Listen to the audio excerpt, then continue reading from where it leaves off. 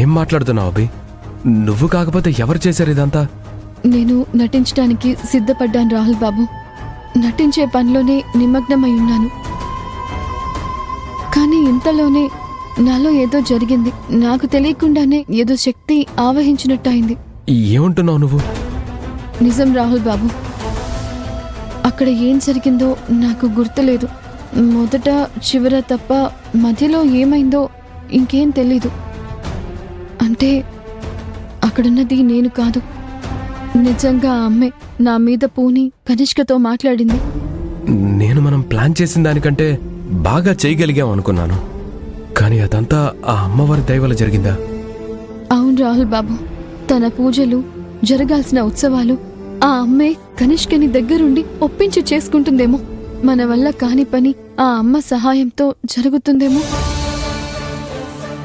నాకే నమ్మబుద్ధి కావట్లేదు అభి. అంతా అయోమయంగా ఉంది. అద్భుతాలెప్పుడు అలాగే ఉంటాయండి. జరిగేటప్పుడు నమ్మలేం, జరిగాక నమ్మాల్సిన పని లేదు. ఇప్పుడు ఆ అమ్మ వల్ల మన ఇంటికి విగ్రహాలు వస్తాయి. అత్తయ్య మావయ్య చేతుల మీదుగా మనం ఆ వీరభద్రునికి పళ్ళెర పూజ చేసుకోవచ్చు. అది కుదరదభి. ఆ విగ్రహాలు మనింటికి రావు. ఏం మాట్లాడుతున్నారు రాహుల్ బాబు? అవునభి, అమ్మవారు నీలో ఉన్నప్పుడు ఆమె మాటలు నీకు తెలీదు కదా.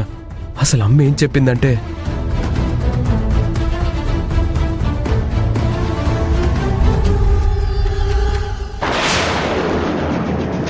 భ్రమ కాదే భద్రకాళిని, విగ్రహాలు ఇవ్వడం కాదు, ఈ ఇంట్లోనే పూజ జరగాలి. నేను కొలువయ్యున్న ఈ చోటనే నా పూజ జరగాలి.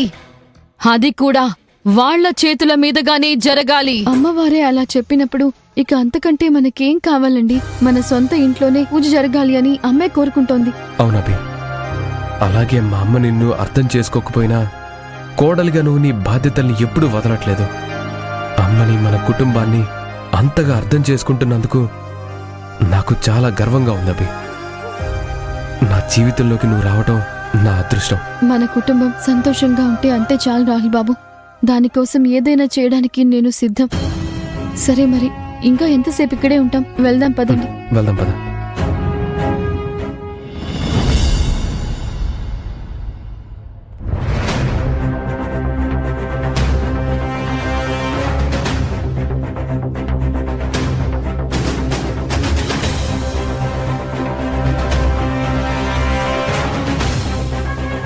పూజ జరగాలి అంటే విగ్రహాలు కావాలి, విగ్రహాలు కావాలంటే కనిష్కివ్వాలి. ఈ రెండూ జరగని పనులుగానే కనిపిస్తున్నాయి.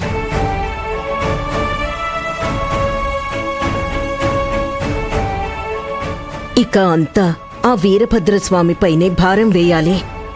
ఆయనే దగ్గరుండి ఈ పూజ జరిపించుకునేలా చేయాలి.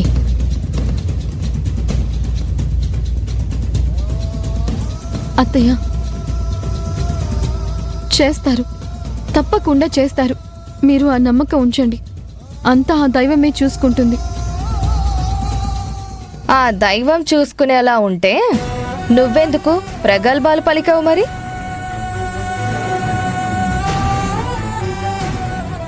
అది చేస్తా, ఇది చేస్తా అని చిలక పలుకులు పలికావు.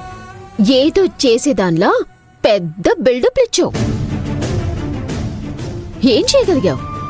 దేవుడి మీద భారం వేసి పెద్దమ్మని మళ్ళీ మోసం చేస్తున్నావు. నీ నాటకాల గురించి ఇక్కడ ఎవరికి తెలీదు చెప్పు. అక్క, కాస్త ఓపిక పట్టు. నోరు కాస్త అదుపులో పెట్టుకొని మాట్లాడితే బావుంటుంది. ఏం మాట్లాడుతున్నావు రాహుల్ నువ్వు?